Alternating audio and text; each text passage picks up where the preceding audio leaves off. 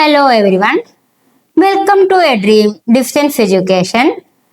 നമ്മൾ ഇന്ന് ഡിസ്കഷൻ ചെയ്യുന്നത് NIOS +2 എക്കണോമിക്സിന്റെ 15ാമത്തെ ചാപ്റ്റർ ആയിട്ടുള്ള ഡിമാൻഡ് എന്ന ചാപ്റ്ററാണ്.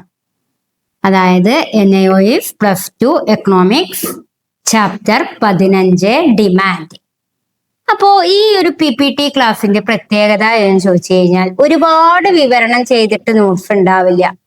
വേണ്ട കാര്യങ്ങൾ മാത്രമേ ഉണ്ടായിരിക്കുള്ളൂ. പിക്ചറൈസ്ഡ് ആണ്, എക്സ്പ്ലനേഷൻ വളരെ ഷോർട്ടാണ്.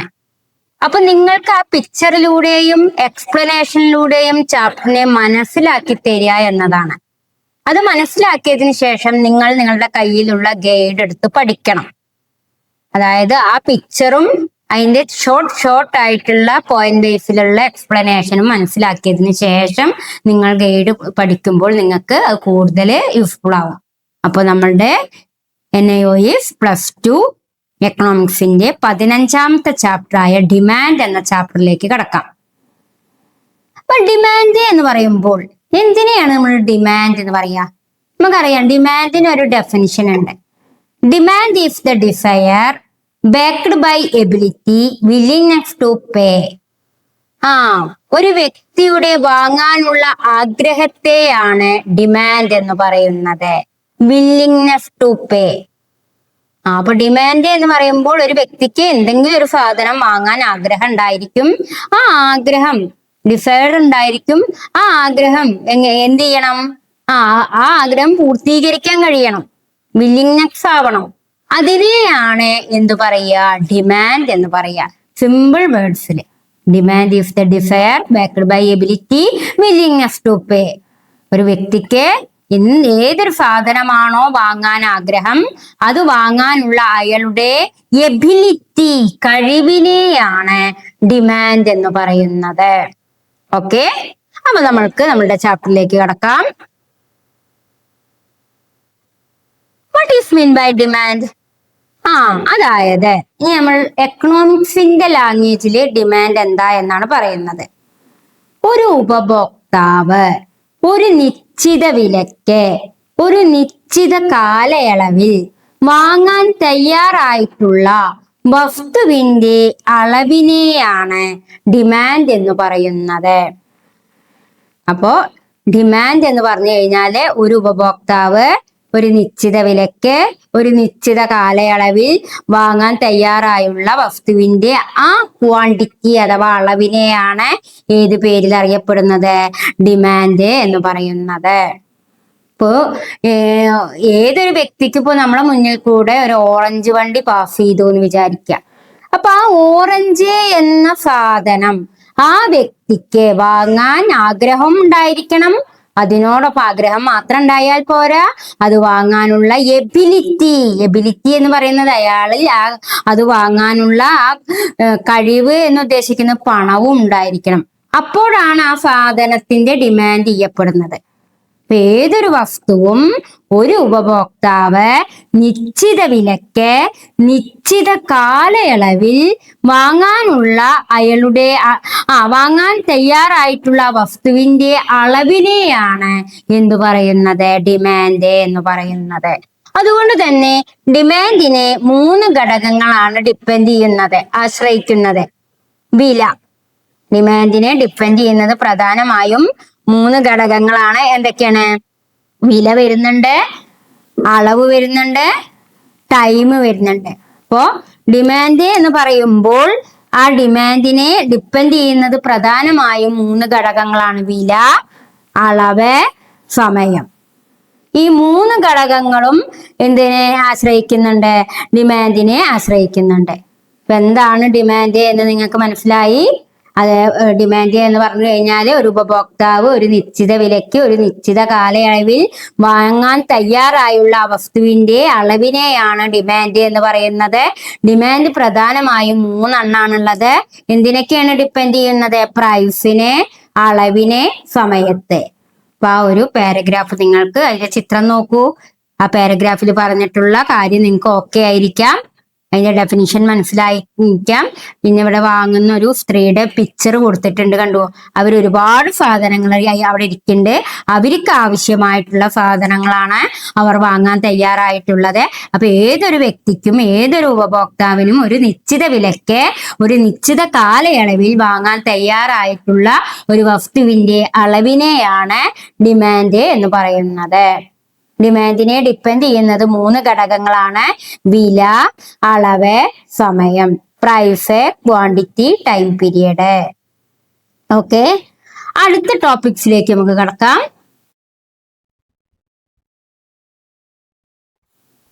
നോക്കൂ, ഡിമാൻഡ് എന്ന് പറയുമ്പോൾ അവിടെ ഡിസയർ വേണം, വാണ്ട് വേണം, അല്ലേ?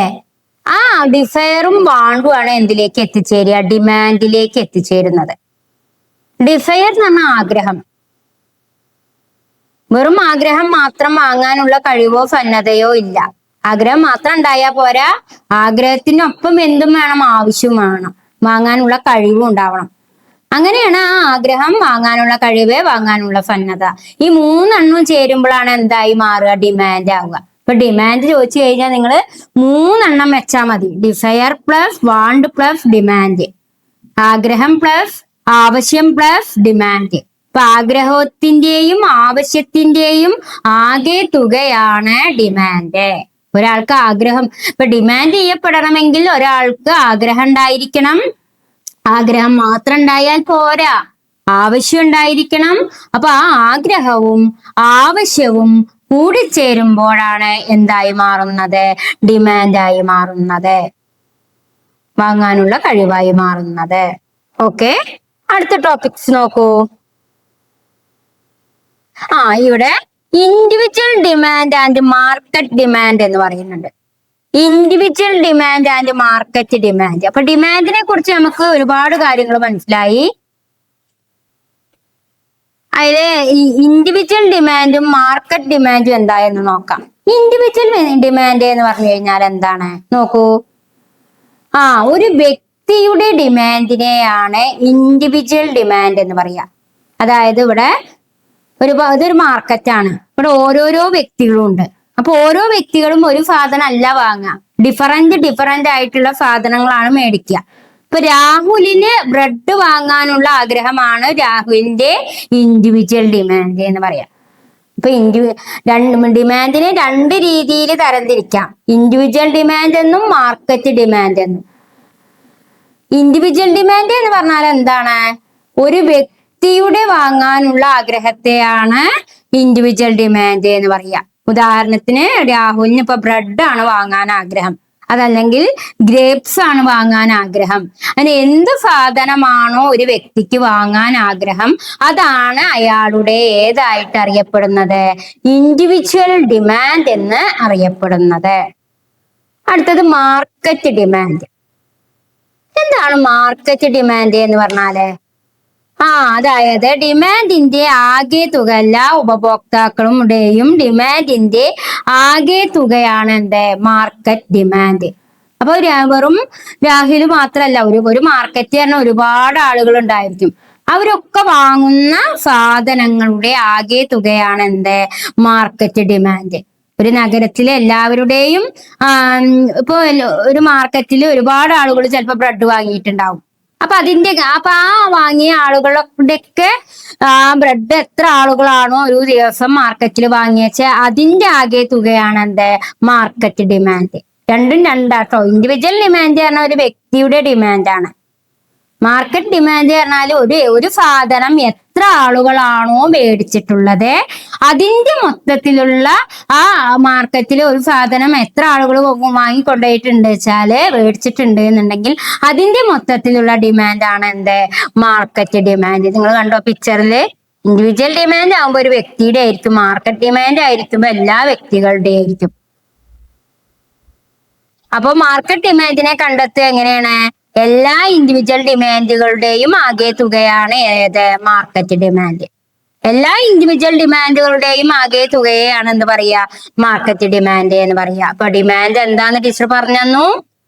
ഡിമാൻഡ് എന്ന് പറയുമ്പോൾ അവിടെ ഡിസയറും വേണം, വാണ്ടും വേണം, ആഗ്രഹവും വേണം, ആവശ്യവും വേണം. അത് രണ്ടെണ്ണവും ചേരുമ്പോഴാണ് എന്താവുക, ഡിമാൻഡ് ആവുക. ഇനി ഡിമാൻഡിനെ രണ്ടായി തിരിക്കുന്ന, മാത്രമല്ല ഡിമാൻഡിനെ 3 ഘടകങ്ങൾ ഡിപ്പെൻഡ് ചെയ്യുന്നുണ്ട്. പ്രൈസ് ഉണ്ട്, ക്വാണ്ടിറ്റി ഉണ്ട്, ടൈം പീരിയഡ് ഉണ്ട്. പിന്നെ നമ്മൾ ഡിമാൻഡിനെ രണ്ടായി തിരിച്ചു. ഇൻഡിവിജ്വൽ ഡിമാൻഡും ഉണ്ട്, മാർക്കറ്റ് ഡിമാൻഡും ഉണ്ട്. ഇൻഡിവിജ്വൽ ഡിമാൻഡ് പറഞ്ഞാല് ഒരു വ്യക്തിയുടെ ഡിമാൻഡിനെയാണ് ഇൻഡിവിജ്വൽ ഡിമാൻഡ് എന്ന് പറയുക. ഒരു വ്യക്തി എന്ത് സാധനമാണോ മേടിക്കുന്നത് അതിനുള്ള ഡിമാൻഡിനെയാണ് ഇൻഡിവിജ്വൽ ഡിമാൻഡ് എന്ന് പറയാം. എന്നാ മാർക്കറ്റ് ഡിമാൻഡ് എന്ന് പറഞ്ഞു കഴിഞ്ഞാൽ എന്താണ്? എല്ലാ ഉപഭോക്താക്കളുടെയും ഡിമാൻഡിന്റെ ആകെ തുകയാണ് എന്ത് പറയാ, മാർക്കറ്റ് ഡിമാൻഡ് എന്ന് പറയാ. അതുകൊണ്ട് മാർക്കറ്റ് ഡിമാൻഡ് എന്ന് പറയുമ്പോൾ എല്ലാ ഇൻഡിവിജ്വൽ ഡിമാൻഡുകളുടെയും തുകയായിട്ടാണ് എന്തിനെ പരിഗണിക്കുക, മാർക്കറ്റ് ഡിമാൻഡിനെ പരിഗണിക്കുന്നത്. ഓക്കെ, അടുത്ത ടോപ്പിക്സ് നോക്കൂ.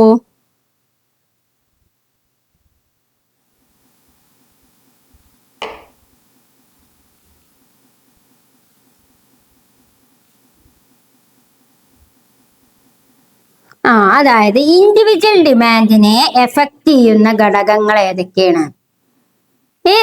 ഒരു individual factors affecting individual demand for A community.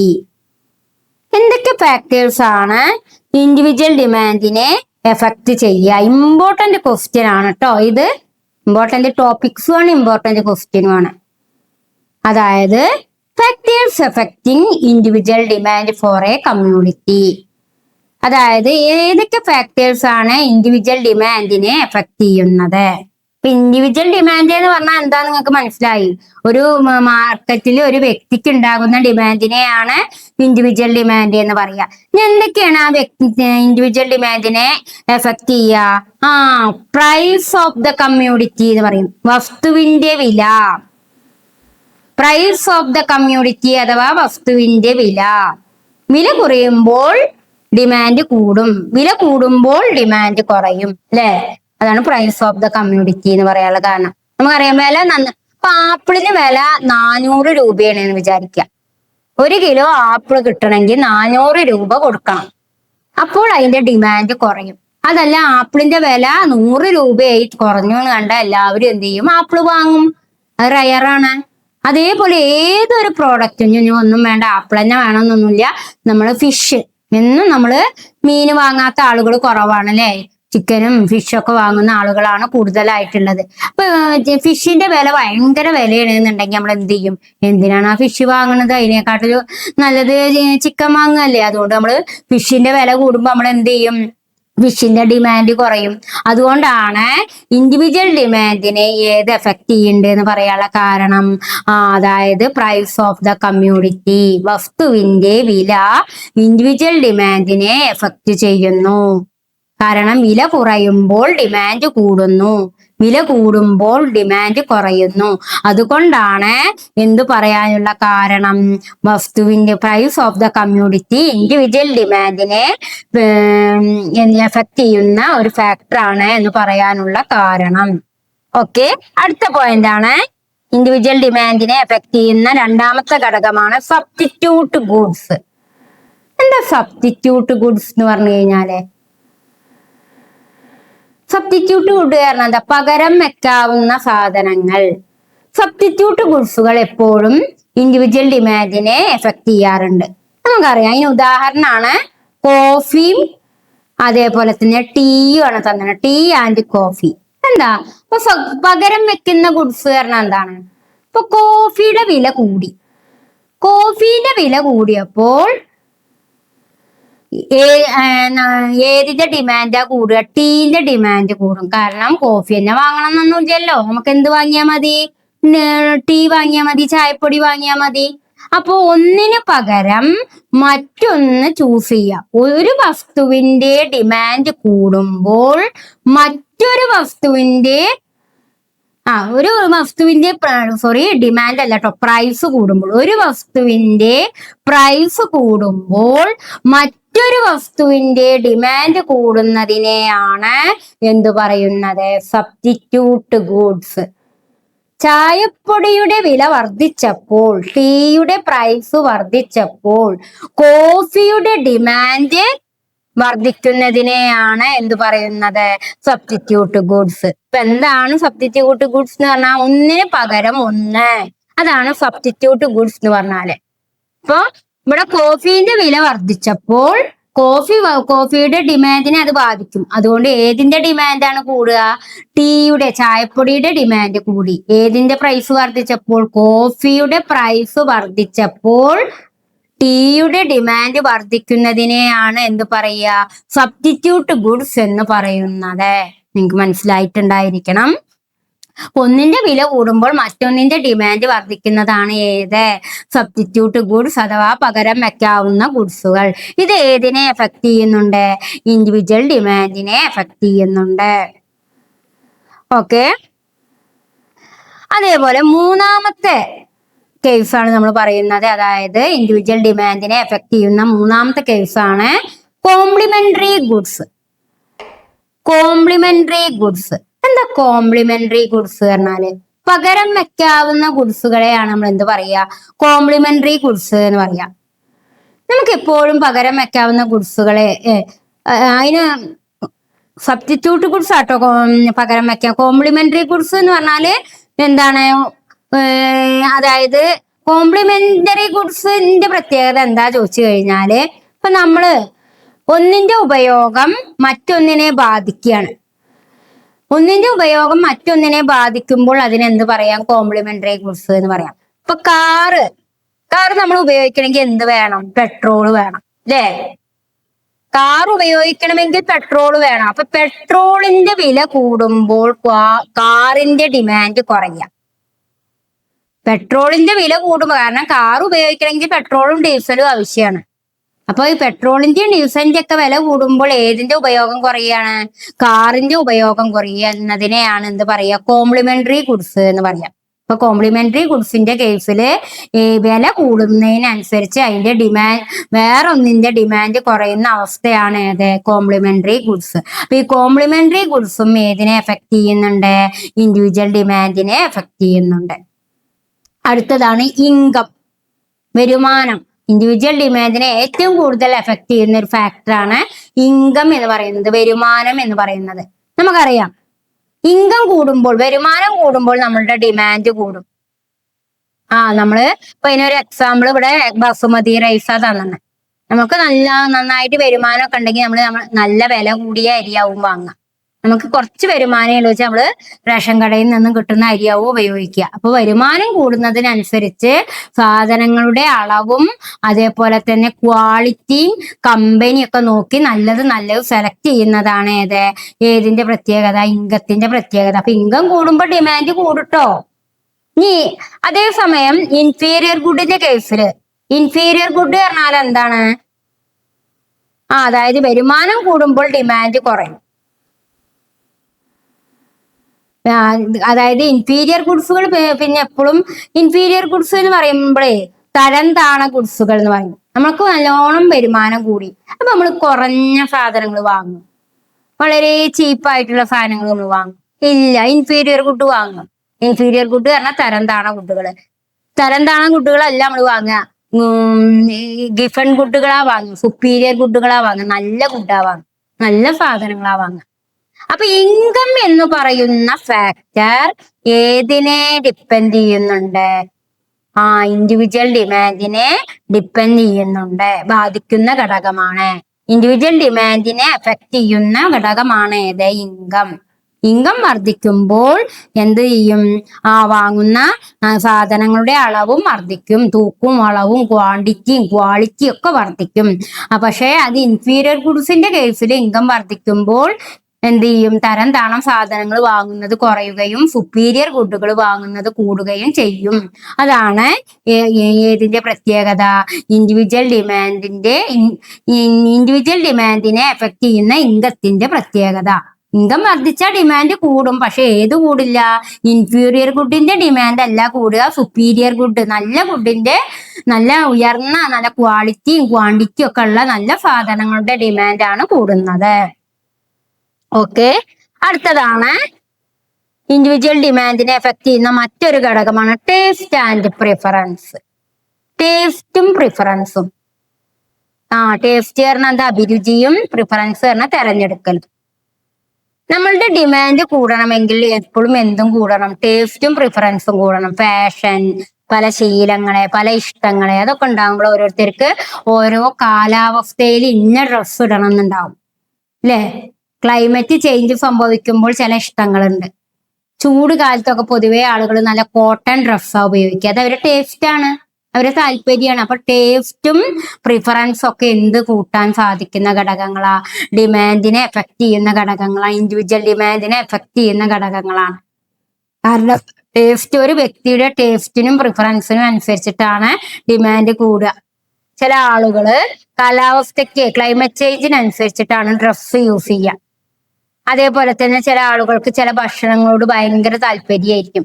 അപ്പൊ ആ താല്പര്യമാണ് ആ ഭക്ഷണത്തിന്റെ ഡിമാൻഡ് കൂട്ടുക. ഇപ്പൊ ഷവർമ, അൽഫാമ്, അങ്ങനത്തെ പല പല ഭക്ഷണ പദാർത്ഥങ്ങൾ, നമ്മള് ഫോറിൻ ഫുഡുകളോടാണ് ഇന്ന് പല കുട്ടികൾക്ക് കൂടുതൽ ഇഷ്ടം അല്ലെ. മുതിർന്നവരെക്കാട്ടിലും കുട്ടികൾക്ക് ഭയങ്കര ഇഷ്ടമാണ് ഇത്തരത്തിലുള്ള ഫോറിൻ ഭക്ഷണങ്ങൾ, വിദേശ ഭക്ഷണങ്ങൾ, കടന്നു വന്ന പല ഭക്ഷണങ്ങളും കുട്ടികൾക്കാണ് ഭയങ്കര ഇഷ്ടം. അത് അവരുടെ ടേസ്റ്റ് ആണ്, പ്രിഫറൻസ് ആണ്. അപ്പോൾ ടേസ്റ്റും പ്രിഫറൻസും എന്ത് വർദ്ധിക്കാൻ കാരണമാകുന്നു? ഇൻഡിവിജ്വൽ ഡിമാൻഡ് വർദ്ധിക്കാൻ കാരണമാകുന്നു. അപ്പൊ ഈ 5 ഘടകങ്ങളാണ് ഇൻഡിവിജ്വൽ ഡിമാൻഡിനെ വർദ്ധിപ്പിക്കാൻ, അതായത് ഇൻഡിവിജ്വൽ ഡിമാൻഡിനെ എഫക്ട് ചെയ്യാനുള്ള ഘടകങ്ങൾ. ഓക്കെ, ഏതൊക്കെയാ ടീച്ചർ പറഞ്ഞേ? അതായത് ഒരു പ്രൈസ് ഓഫ് ദ കമ്മ്യൂണിറ്റി, ഒരു വസ്തുവിന്റെ വില. Second one substitute good. Third one complementary goods. Fourth one income. And fifth one taste and preference. Okay, നിങ്ങൾക്കത് മനസ്സിലായിട്ടുണ്ടായിരിക്കണം. അടുത്ത ടോപ്പിക്സിലേക്കാണ് നമ്മൾ കടക്കുന്നത്. Market demand, law of demand.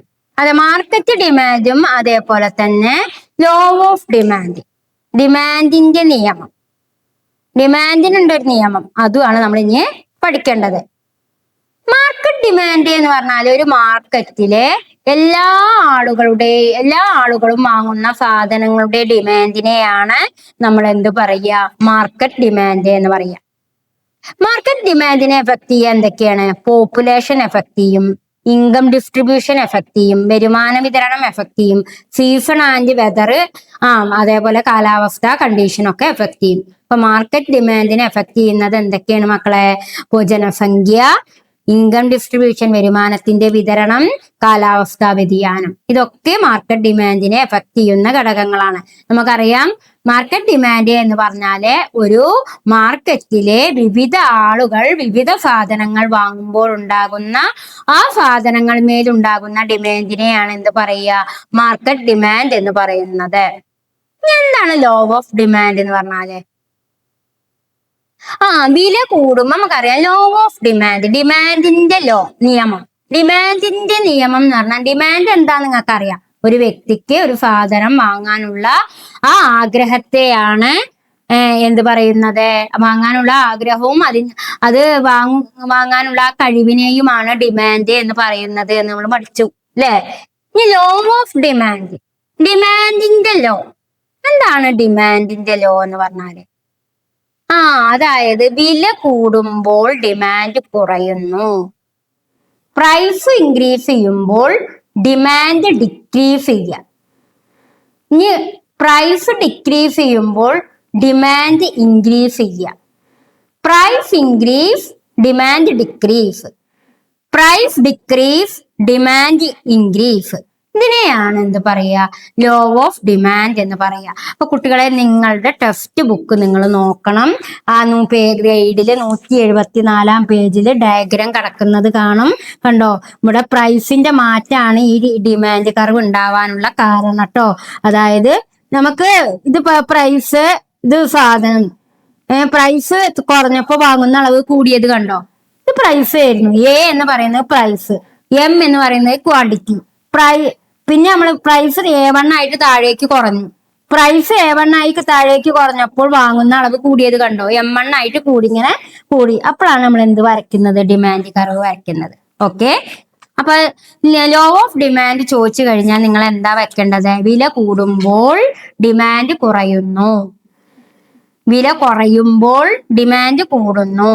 അതിനെയാണ് എന്ത് പറയുക? ലോ ഓഫ് ഡിമാൻഡ് എന്ന് പറയുന്നത്. ഓക്കെ, അടുത്തതാണ് അടുത്തതായിട്ട് നമുക്ക് കുറച്ച് അസംഷൻസും അതേപോലെ തന്നെ എക്സെപ്ഷൻസും ഒക്കെയാണ് നോക്കാനുള്ളത്. ലോ ഓഫ് ഡിമാൻഡിന്റെ അസംഷൻ ആണ്. ലോ ഓഫ് ഡിമാൻഡിന്റെ അസംഷൻ എന്ന് പറയുമ്പോൾ നമുക്കറിയാം അതൊരു സബ്സ്റ്റിറ്റ്യൂട്ട് ഗുഡ്സ് ആണ്. മാത്രമല്ല കോംപ്ലിമെന്ററി ഗുഡ്സ് ഉണ്ടാവും, ഇങ്ക് ഉണ്ടായിരിക്കാം, ടേസ്റ്റ് ഉണ്ടായിരിക്കാം. പിന്നെ അതേപോലെ തന്നെ ലോ ഓഫ് ഡിമാൻഡിൽ വരുന്ന മറ്റു കാര്യങ്ങൾ എന്തൊക്കെയാണ്? Diminishing marginal utility. എന്താ ഡിമിനിഷിങ് മാർജിനൽ യൂട്ടിലിറ്റി എന്ന് പറഞ്ഞാല്? അപ്പൊ നമുക്കറിയാം ലോ ഓഫ് ഡിമാൻഡിന് കാരണമായിട്ടുള്ള അസംഷൻസ് നോക്കൂ. ലോ ഓഫ് ഡിമാൻഡിന്റെ അസംഷൻ എന്ന് പറയുന്നത് substitute good, complementary good, income, taste. പിന്നെ അതിന്റെ ലോ ഓഫ് ഡിമാൻഡിന്റെ കാരണങ്ങളിലേക്കാണ് നമ്മൾ കടക്കുന്നത്. What are the reason for law of demand? Law of demand ഉണ്ടാവാനുള്ള കാരണങ്ങൾ എന്തൊക്കെയാണ്? ഒന്നാമത്തെ കാരണമാണ് diminishing marginal utility. Law of diminishing marginal utility. എന്താ law of diminishing marginal utility എന്ന് പറഞ്ഞാല്? അതായത് നമ്മള് more and more unit of a community and additional unit will be diminishing എന്നാണ് ഏതിന്റെ ഡെഫിനിഷൻ? ലോ ഓഫ് മാർജിനൽ യൂട്ടിലിറ്റിന്റെ ഡെഫിനിഷൻ. അപ്പം law of demand ഉണ്ടാവാനുള്ള കാരണം, ഒന്നാമത്തെ കാരണം പറയുന്നത് ഡിമിനിഷിങ് മാർജിനൽ യൂട്ടിലിറ്റിയാണ്. ഡിമിനിഷിങ് മാർജിനൽ യൂട്ടിലിറ്റി എന്ന് പറഞ്ഞാല് നമ്മൾ ഏതൊരു സാധനവും നമുക്ക് നല്ല വിശപ്പുണ്ട് എന്ന് കരുതുക.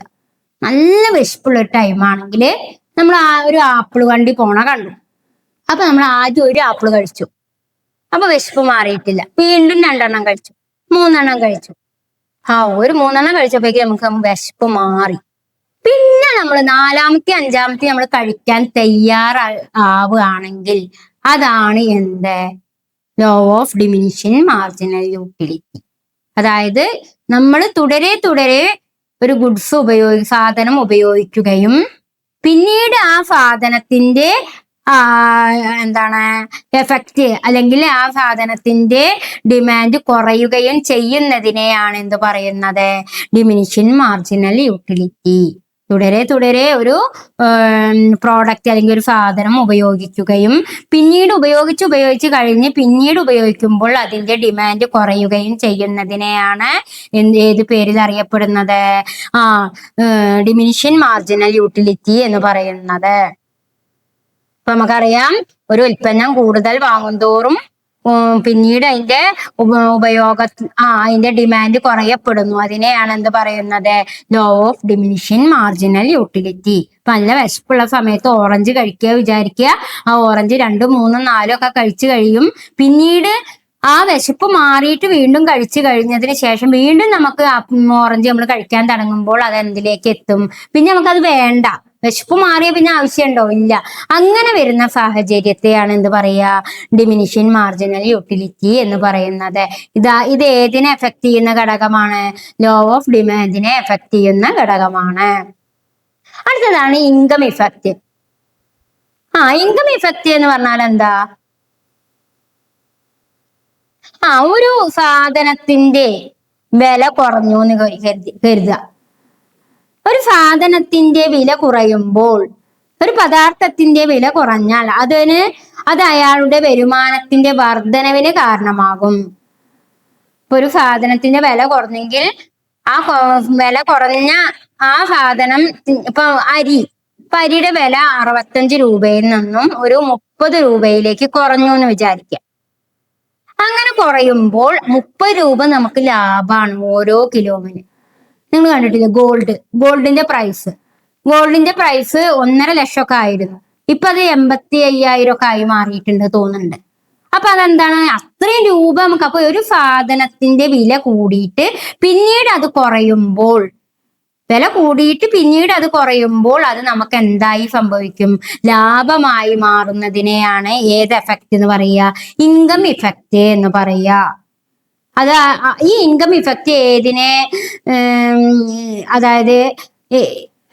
ഏതിനെ ഇതാക്കുന്നുണ്ട്? ചോദന നിയമത്തെ, അതായത് ഡിമാൻഡിനെ എഫക്ട് ചെയ്യുന്ന ഘടകമാണ്. ഇൻകം ഇഫക്റ്റ് എന്ന് പറയുന്നത് ലോ ഓഫ് ഡിമാൻഡിന് കാരണമായ ഘടകമാണ്. അടുത്തതാണ് സബ്സ്റ്റിറ്റ്യൂഷൻ ഇഫക്റ്റ്. അപ്പൊ ഒരു സബ്സ്റ്റിറ്റ്യൂഷൻ ഇഫക്റ്റ് എന്താ നമുക്കറിയാം. സബ്സ്റ്റിറ്റ്യൂട്ട് ഗുഡ് എന്താന്ന് ടീച്ചർ പറഞ്ഞു തന്നു. ഒന്നിന്റെ വില കൂടുമ്പോൾ അത് വാങ്ങണത് ഉപേക്ഷിച്ചിട്ട് വേറെ ഒന്ന് വാങ്ങാം. കാപ്പിപ്പൊടിയുടെ വില കൂടിയപ്പോൾ കാപ്പിപ്പൊടി വാങ്ങല് നിർത്തിയിട്ട് ചായപ്പൊടി വാങ്ങാം. അതിന് തന്നെയാണ് എന്ത് പറയാ. അപ്പൊ അത്തരം ഒരു സാധനത്തിന്റെ വില കൂടിയപ്പോ ആ സാധനം വാങ്ങുന്നത് നിർത്തിയിട്ട് വേറൊരു സാധനം അതിന്റെ ഉപയോഗം നടക്കപ്പെടുന്ന വേറൊരു സാധനം വാങ്ങുന്നതിനെയാണ് എന്ത് പറയാ, സബ്സ്റ്റിറ്റ്യൂഷൻ ഇഫക്റ്റ് എന്ന് പറയാ. അതേപോലെ തന്നെ ലോ ഓഫ് ഡിമാൻഡിനെ എഫക്ട് ചെയ്യുന്ന മറ്റൊരു ഘടകമാണ് ബയേഴ്സ് വർദ്ധിക്കുക എന്ന് പറയുന്നത്. എന്താ ബയേഴ്സ് വർദ്ധിക്കുക എന്ന് പറഞ്ഞാല്? വാങ്ങുന്നവരുടെ അളവ് വർദ്ധിക്കുക. അതേപോലെ തന്നെ ഡൈവേഴ്സ് യൂസ് ഓഫ് കമ്മ്യൂണിറ്റികള് വ്യത്യസ്ത തരത്തിൽ ഉപയോഗിക്കുക. ഇതൊക്കെയാണ് ഏതിന് കാരണമായ ഘടകങ്ങൾ? ലോ ഓഫ് ഡിമാൻഡിന് കാരണമായ ഘടകങ്ങൾ. ഇപ്പൊ ലോ ഓഫ് ഡിമാൻഡ് എന്ന് പറഞ്ഞാൽ എന്താ നിങ്ങൾക്ക് മനസ്സിലായി? പ്രൈസ് വർദ്ധിക്കുമ്പോൾ ഡിമാൻഡ് കുറയും, പ്രൈസ് കുറയുമ്പോൾ ഡിമാൻഡ് കൂടും. ഇനി ലോ ഓഫ് ഡിമാൻഡിന് കാരണമായ ഘടകങ്ങൾ ഏതൊക്കെയാണ്? Diminishing marginal utility, income effect, substitution effect, buyers വർദ്ധിക്കുന്നു, ഡൈവേഴ്സ് യൂസസ് ഓഫ് കമ്മ്യൂണിറ്റി. നമ്മള് അതേപോലെ തന്നെ ഈ ലോ ഓഫ് ഡിമാൻഡിൽ വരുന്ന മറ്റൊരു കാര്യമാണ് ഗിഫൺ ഗുഡ്സ്. ഗിഫൺ ഗുഡ്സ് പറഞ്ഞാൽ എന്താണ്? അതായത് നമ്മള് വില കൂടിയ സാധനങ്ങള് വാങ്ങുന്നതിന്റെ അളവ് കൂടുക. പ്രീഷ്യസ് ഗുഡ്സ് എന്നൊക്കെ പറയും. അതായത് ലക്ഷറി സാധനങ്ങളെയാണ് ഗിഫൺ ഗുഡ്സ് എന്ന് പറയാം. റോബർട്ട് ഗിഫൺ ആണ് ഈ ഒരു തിയറിക്ക് രൂപം കൊടുത്തിട്ടുള്ളത്. വില കൂടിയ സാധനങ്ങൾ വാങ്ങാം, അതായത് ലക്ഷറി സാധനങ്ങൾ. വില കൂടുമ്പോൾ ഡിമാൻഡ് കൂടുക, അങ്ങനെ ഉണ്ടല്ലോ അല്ലെ. ആഡംബര വസ്തുക്കളൊക്കെയാണ് ഗിഫൺ ഗുഡ്സിൽ വരിക കേട്ടോ. നമുക്കറിയാം വില കൂടിയ കാറ്, വില കൂടിയ സാരി, വില കൂടിയ ഡയമണ്ട്, അതൊക്കെ വില കൂടുമ്പോൾ വാങ്ങുന്ന അളവ് വർദ്ധിക്കുന്നതിനെയാണ് എന്ത് പറയുന്നത്? ഗിഫൺ ഗുഡ്സ് എന്ന് പറയാം. അതെന്തിനെ അടിസ്ഥാനപ്പെടുത്തിയായിരിക്കും? സ്റ്റാറ്റസും സിമ്പിൾ ഗുഡ്സും ആണ് കേട്ടോ. ഇനി നെസസിറ്റി പറഞ്ഞാൽ അത്യാവശ്യ ഘടകങ്ങളെയാണ് നമ്മൾ എന്ത് പറയാ? നെസസിറ്റി എന്ന് പറയാം. അത്യാവശ്യ ഘടകങ്ങൾക്കും ഡിമാൻഡ് കൂടും, ഗിഫൺ ഗുഡ്സിനും ഡിമാൻഡ് കൂടും. ഇത്രയും കാര്യങ്ങളാണ് ഇതിൽ നിങ്ങൾക്ക് മനസ്സിലാക്കാനുള്ളത്. അടുത്ത ടോപ്പിക്സ് നോക്കൂ. അതായത് demand schedule and demand curve. ഇവിടെ ഡിമാൻഡ് ഷെഡ്യൂൾ കാണിക്കുന്നുണ്ട്. നമുക്കറിയാം ഇൻഡിവിജ്വൽ ഡിമാൻഡ് ഷെഡ്യൂളും ഉണ്ട്, മാർക്കറ്റ് ഡിമാൻഡ് ഷെഡ്യൂളും ഉണ്ട്. ഇൻഡിവിജ്വൽ ഡിമാൻഡ് ആയിരിക്കുമ്പോൾ ഒരൊറ്റ ഡിമാൻഡ് ഷെഡ്യൂളേ ഉണ്ടായിരിക്കുള്ളൂ. മാർക്കറ്റ് ഡിമാൻഡ് ഷെഡ്യൂൾ ആയിരിക്കുമ്പോൾ ഒരുപാട് ഡിമാൻഡ് ഷെഡ്യൂളുകൾ ഉണ്ടായിരിക്കും. ഇപ്പൊ നിങ്ങൾക്ക് ഡയഗ്രത്തിൽ നോക്കൂ. ഡിമാൻഡ് ഷെഡ്യൂൾ എന്ന് പറയുമ്പോൾ ഇത് ഇൻഡിവിജ്വൽ ഡിമാൻഡ് ഷെഡ്യൂളാ. പ്രൈസ് കുറയുന്നുണ്ട്, അപ്പൊ ഡിമാൻഡ് കൂടുന്നുണ്ട്. ഇങ്ങനെ ഇതേപോലത്തെ ഒരുപാടെണ്ണം വരിക. ഇതേപോലത്തെ വില കൂടണതും കുറയണതും അങ്ങനെ ഒരുപാട് ഇതേപോലത്തെ ഇൻഡിവിജ്വൽ ഡിമാൻഡ് ഒരുപാട് വരുമ്പോഴാണ് അതെന്തായി മാറുക? മാർക്കറ്റ് ഡിമാൻഡ് ആവുക കേട്ടോ.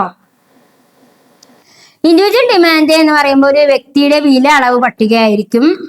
മാർക്കറ്റ് ഡിമാൻഡ് ഷെഡ്യൂൾ പറഞ്ഞാൽ എല്ലാവരുടെയും ആകെ വില അളവ് പട്ടികയായിരിക്കും. ഇൻഡിവിജ്വൽ ഡിമാൻഡ് ഷെഡ്യൂൾ എന്ന് പറഞ്ഞു കഴിഞ്ഞാല് ഒരു വ്യക്തിയുടെ വില അളവ് പട്ടികയാണ്. മാർക്കറ്റ് ഡിമാൻഡ് ഷെഡ്യൂൾ പറഞ്ഞാൽ എല്ലാവരുടെയും ആകെ വില അളവ് പട്ടികയാണ്.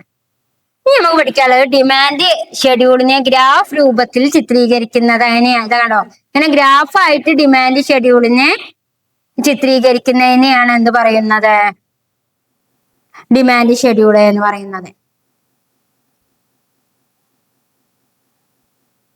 അപ്പോ ഡിമാൻഡ് ഷെഡ്യൂൾ എന്ന് പറഞ്ഞു കഴിഞ്ഞാല് രണ്ട് തരത്തിലുള്ള ഡിമാൻഡ് ഷെഡ്യൂളുകൾ ഉണ്ട്. ഇൻഡിവിജ്വൽ ഡിമാൻഡ് ഷെഡ്യൂളും ഉണ്ട്, മാർക്കറ്റ് ഡിമാൻഡ് ഷെഡ്യൂളും ഉണ്ട്. ഇൻഡിവിജ്വൽ ഡിമാൻഡ് ഷെഡ്യൂൾ പറഞ്ഞാൽ ഒരു വ്യക്തിയുടെ വില അളവ് പട്ടികയാണ് എന്ത് പറയാ? Individual demand schedule. Market demand schedule പറഞ്ഞാൽ എല്ലാവരുടെയും ആകെയുള്ള വില അളവ് പട്ടികയാണ് മാർക്കറ്റ് ഡിമാൻഡ് ഷെഡ്യൂൾ എന്ന് പറയാ. ഈ ഡിമാൻഡ് കർവ് പറഞ്ഞാൽ ഈ രണ്ട് ഇൻഡിവിജ്വൽ ഡിമാൻഡ് ഷെഡ്യൂളിനെയും മാർക്കറ്റ് ഡിമാൻഡ് ഷെഡ്യൂളിനെയും പട്ടിക രൂപത്തിൽ ഗ്രാഫാക്കി വരച്ച് കാണിക്കുന്നതിന് ഇടത് നിന്നും വലത്തോട്ടാണ് ഡിമാൻഡ് കർവ് പോണത് കേട്ടോ. ഡിമാൻഡ് കർവ് പോണത് ഇടത് നിന്നും വലത്തോട്ടാണ്. അപ്പൊ ഇടത് നിന്നും വലത്തോട്ട് ഇൻഡിവിജ്വൽ ഡിമാൻഡ് പോകുന്നതിനെയാണ് എന്ത് പറയുന്നത്? മാർക്കറ്റ് ഡിമാൻഡ് കർവ് എന്ന് പറയുന്നത്. ഡിമാൻഡ് ഷെഡ്യൂളിനെ ഗ്രാഫിക് രൂപത്തിൽ കാണിച്ചുകൊണ്ട് ഇടത് നിന്നും വലത്തോട്ട് പോകുന്ന ഈ ചെരിവിനെയാണ് ഡിമാൻഡ് കർവ് എന്ന് പറയുന്നത്. ഓക്കെ, അടുത്തതാണ് movement along curve, shifting curve. നമുക്കറിയാം ഈ ഡിമാൻഡ് കർവ് മാറുമ്പോൾ ചില സമയത്ത് ഡിമാൻഡ് കർവ് എങ്ങനെയാണെന്ന് നിങ്ങൾ കണ്ടു. ഇതാണ് ഡിമാൻഡ് കർവ്. ഇത് പല രീതിയിലാണ് ഡിമാൻഡ് കർവ് മാറുക. എക്സ്പാൻഷൻ ഓഫ് ഡിമാൻഡ് കർവ് ഉണ്ട്, കോൺട്രാക്ഷൻ ഓഫ് ഡിമാൻഡ് കർവ് ഉണ്ട്. എക്സ്പാൻഷൻ ഓഫ് ഡിമാൻഡ് കർവ് എന്ന് പറഞ്ഞാല് വില കുറയുകയും ഡിമാൻഡ് കൂടുകയും ചെയ്യുമ്പോൾ അതെന്താണ്? എക്സ്പാൻഷൻ ഓഫ് ഡിമാൻഡ് കർവാണ്. വില കുറയുകയും ഡിമാൻഡ് കൂടുകയും ചെയ്യുമ്പോൾ അതിനെ എക്സ്പാൻഷൻ ഓഫ് ഡിമാൻഡ് കർവ് എന്ന് പറയും. വില കുറയും ഡിമാൻഡ് കൂടുകയും ചെയ്യുന്നതിനെയാണ് എക്സ്പാൻഷൻ ഓഫ് ഡിമാൻഡ് കർവ് എന്ന് പറയാം. എന്നാൽ കോൺട്രാക്ഷൻ ഓഫ് ഡിമാൻഡ് കർവ് പറഞ്ഞാൽ എന്താ? വില കൂടുകയും ഡിമാൻഡ് കുറയുകയും ചെയ്യുന്നതിനെയാണ് അപ്പോ എന്ത് പറയുക? കോൺട്രാക്ഷൻ ഓഫ് ഡിമാൻഡ് കർവ് എന്ന് പറയാം. ഇപ്പൊ രണ്ട് രീതിയിലാണ് ഡിമാൻഡ് കർവ് മൂവ്മെന്റ് ചെയ്യുന്നത്. എക്സ്പാൻഷൻ ഓഫ് ഡിമാൻഡും ഉണ്ട്, കോൺട്രാക്ഷൻ ഓഫ് ഡിമാൻഡും ഉണ്ട്. വില കുറയുകയും ഡിമാൻഡ് കൂടുകയും ചെയ്യുന്നതിനെ എക്സ്പാൻഷൻ ഓഫ് ഡിമാൻഡ് എന്നും വില കൂടുകയും ഡിമാൻഡ് കുറയുകയും ചെയ്യുന്നതിനെ കോൺട്രാക്ഷൻ ഓഫ് ഡിമാൻഡ് എന്നും രണ്ട് രീതിയിൽ തരംതിരിച്ചിട്ടുണ്ട്. ഇനി ഏതൊക്കെ സമയത്താണ് ഈ എക്സ്പാൻഷനും കോൺട്രാക്ഷനും ഉണ്ടാവുക? ഇൻകത്തിൽ ചേഞ്ച് സംഭവിക്കുമ്പോൾ, പോപ്പുലേഷൻ മാറുമ്പോൾ, ടേസ്റ്റ് മാറുമ്പോൾ, സബ്സ്റ്റിറ്റ്യൂട്ട് ആൻഡ് കോംപ്ലിമെന്ററി പ്രൈസ് മാറുമ്പോൾ, സീസൺ മാറുമ്പോൾ. ഇപ്പൊ എന്താണ് എക്സ്പാൻഷൻ എന്നും എന്താണ് കോൺട്രാക്ഷൻ എന്നും ചോദിച്ചാൽ എന്താ എഴുതുക? വില കുറയുകയും ഡിമാൻഡ് കൂടുകയും ചെയ്യുന്നതിനെ എക്സ്പാൻഷൻ ഓഫ് ഡിമാൻഡ് എന്ന് പറയുന്നു. ഈ കോൺട്രാക്ഷൻ ഓഫ് ഡിമാൻഡ് പറഞ്ഞാൽ എന്താ? വില കൂടുകയും ഡിമാൻഡ് കുറയുകയും ചെയ്യുന്ന കർവിനെ കോൺട്രാക്ഷൻ ഓഫ് ഡിമാൻഡ് എന്ന് പറയുന്നു. ഇതിന് കാരണം, ഈ കോൺട്രാക്ഷനും എക്സ്പാൻഷനും ഉണ്ടാവാനുള്ള കാരണം എന്തൊക്കെയാണ്? എപ്പോഴൊക്കെയാണ് മാറുക? ഇൻകം കൂടുമ്പോ, പോപ്പുലേഷൻ മാറുമ്പോൾ, ടേസ്റ്റ് മാറുമ്പോൾ, സബ്സ്റ്റിറ്റ്യൂട്ട് ആൻഡ് കോംപ്ലിമെന്ററി പ്രൈസ് മാറുമ്പോൾ, സീസൺ മാറുമ്പോൾ. ഓക്കെ, നമുക്ക് ഈ ഒരു ചാപ്റ്ററിന് വരുന്ന പ്രധാനപ്പെട്ട കുറച്ച് ക്വസ്റ്റ്യനിലേക്കാണ് നമ്മൾ കടക്കുന്നത്. നമ്മൾ എന്താണ് ഡിമാൻഡ് എന്ന് മനസ്സിലാക്കിയില്ലേ? ഒരു വ്യക്തിക്ക് വാങ്ങാനുള്ള ആഗ്രഹത്തെയും ആ വാങ്ങാനുള്ള കഴിവിനെയും ആണ് ഡിമാൻഡ് എന്ന് പറയുക. ഇനി ഡിമാൻഡിന്റെ വ്യത്യാസം ആഗ്രഹവും ആവശ്യമാണ് അല്ലെ? ആഗ്രഹവും ആവശ്യവും ചേരുമ്പോഴാണ് ആഗ്രഹം പ്ലസ് കഴിവ് അതിനെയാണ് ഡിമാൻഡ്. പിന്നെ ലോ ഓഫ് ഡിമാൻഡ് പറഞ്ഞാൽ പ്രൈസ് ഇൻക്രീസ് ചെയ്യുമ്പോൾ ഡിമാൻഡ് ഡിക്രീസ് ചെയ്യും, പ്രൈസ് ഡിക്രീസ് ചെയ്യുമ്പോൾ ഡിമാൻഡ് ഇൻക്രീസ് ചെയ്യും. പിന്നെ expansion and increase in demand. നമുക്കറിയാം എക്സ്പാൻഷൻ ഓഫ് ഡിമാൻഡ് എന്ന് പറഞ്ഞാൽ ഡിമാൻഡ് വർദ്ധിക്കുക, പ്രൈസ് ഡിക്രീസ് ചെയ്യുക. കോൺട്രാക്ഷൻ ഡിമാൻഡ് എന്ന് പറഞ്ഞാൽ പ്രൈസ് ഇൻക്രീസ് ചെയ്യുക, ഡിമാൻഡ് ഡിക്രീസ് ചെയ്യുക. പ്രൈസ് കൂടുമ്പോൾ ഡിമാൻഡ് ഡിക്രീസ് ചെയ്യുക. അപ്പൊ ഇത്രയും കാര്യങ്ങളൊക്കെയാണ് നമ്മൾ ഈ ഒരു ചാപ്റ്ററിലൂടെ പ്രധാനമായിട്ടും മനസ്സിലാക്കാനുള്ളത് കേട്ടോ. ഈ ക്ലാസ് നിങ്ങൾ കേട്ട് മനസ്സിലാക്കിയിട്ട് നിങ്ങൾ എന്ത് ചെയ്യണം? നിങ്ങളുടെ ടെക്സ്റ്റ്, അതായത് NIOSന്റെ ഈ ഗൈഡില്ലേ, ഇതിലെ 15ാമത്തെ ചാപ്റ്റർ പഠിക്കണം. ഇതങ്ങനെ ടെക്സ്റ്റ് എല്ലാതും മാരി വലിച്ചിട്ട് തന്നിട്ടില്ല. ഇതെന്താണ് ഓരോന്നും ഏത് അവസ്ഥയെ കൂടെയാണ് ഈ മാറ്റങ്ങൾ എന്ന് ഷോർട്ടാക്കി പറഞ്ഞു തരികയാണ് ചെയ്തിട്ടുള്ളത്. അതുകൊണ്ട് നിങ്ങൾ എന്ത് ചെയ്യണം? ഈ ക്ലാസ് കേട്ടതിന് ശേഷം ഗൈഡ് നന്നായിട്ട് മനസ്സിലാക്കുക. എന്നിട്ടും നിങ്ങൾക്ക് ഡൗട്ട് ഉണ്ടെങ്കിൽ ലൈവ് ക്ലാസ്സിൽ നമുക്കത് ക്ലിയർ ചെയ്യാം. ഓക്കെ, നിങ്ങൾക്ക് ഒരു പ്രാവശ്യം കൂടി ടീച്ചർ എല്ലാതും ഒന്ന് കാണിച്ചു തരാം കേട്ടോ. നോക്കൂ, നമ്മൾ എന്താണ് ഡിമാൻഡ് എന്ന് പഠിച്ചു. പിന്നെ ഡിമാൻഡിനുള്ള ഘടകങ്ങൾ ഡിഫയറും വാണ്ടും ആണ് ഡിമാൻഡ് ഉണ്ടാവുക എന്ന് പഠിച്ചു. ഇൻഡിവിജ്വൽ ഡിമാൻഡ് എന്താ, മാർക്കറ്റ് ഡിമാൻഡ് എന്താ, ഇൻഡിവിജ്വൽ ഡിമാൻഡിനെ ബാധിക്കുന്ന ഘടകങ്ങൾ ഏതൊക്കെയാണ് എന്ന് പഠിച്ചു അല്ലെ? വസ്തുവിന്റെ വില, substitute goods, complementary goods, income, taste and preference. പിന്നെ മാർക്കറ്റ് ഡിമാൻഡും അതേപോലെ തന്നെ ലോ ഓഫ് ഡിമാൻഡും പഠിച്ചു. അതിന്റെ അസംഷൻസും കാരണങ്ങളും പഠിച്ചു. ഗിഫൺ ഗുഡ്സ് എന്താന്ന് പഠിച്ചു. ഗിഫൺ ഗുഡ്സ് എന്ന് പറഞ്ഞാൽ സ്റ്റാറ്റസിനെയും സിമ്പലിനെയാണ് അടിസ്ഥാനപ്പെടുത്തുന്നത്. ഗിഫൺ ഗുഡ്സ് പറഞ്ഞാൽ ഉയർന്ന തരം സാധനങ്ങൾ, ലക്ഷറി സാധനങ്ങളെയാണ് ഗിഫൺ ഗുഡ്സ് എന്ന് പറയുക. നെസസിറ്റി പറഞ്ഞാൽ എന്താ? അത്യാവശ്യമുള്ള വസ്തുക്കളെയാണ് നെസസിറ്റി ഗുഡ്സ് പറയുക. അരി, ഉപ്പ്, അതൊക്കെയാണ് നമുക്ക് അത്യാവശ്യം കഞ്ഞി കുടിച്ചു പോകാനുള്ള വസ്തുക്കളെയാണ് എന്ത് പറയാ നെസസിറ്റീസ് എന്ന് പറയുക. പിന്നെ ഡിമാൻഡ് ഷെഡ്യൂളും ഡിമാൻഡ് കർവ് എന്താന്ന് ഇൻഡിവിജ്വൽ ഡിമാൻഡ് ഷെഡ്യൂളും ഉണ്ട്, മാർക്കറ്റ് ഡിമാൻഡ് ഷെഡ്യൂളും ഉണ്ട്. ഡിമാൻഡ് കർവ് എന്താന്ന് പഠിച്ചു. പിന്നെ ഏതൊക്കെ രീതിയിലാണ് ഡിമാൻഡ് ഷിഫ്റ്റ് ചെയ്യാൻ, എക്സ്പാൻഷൻ ആയിട്ടും കോൺട്രാക്ഷൻ ആയിട്ടും ഷിഫ്റ്റ് ചെയ്യുന്ന പഠിച്ചു. അപ്പൊ ഇത്രയും കാര്യങ്ങളാണ് ഈ ഒരു ചാപ്റ്ററിൽ നിങ്ങൾക്ക് പറഞ്ഞു തരാനുള്ളത്. ഈ ക്ലാസ് നിങ്ങൾ നന്നായിട്ട് മനസ്സിലാക്കുക. ക്ലാസ് മനസ്സിലാക്കിയതിന് ശേഷം ഡൗട്ട് ഉണ്ടെങ്കിൽ അത് പിന്നീട് ക്ലിയർ ചെയ്യുക. ഓക്കെ.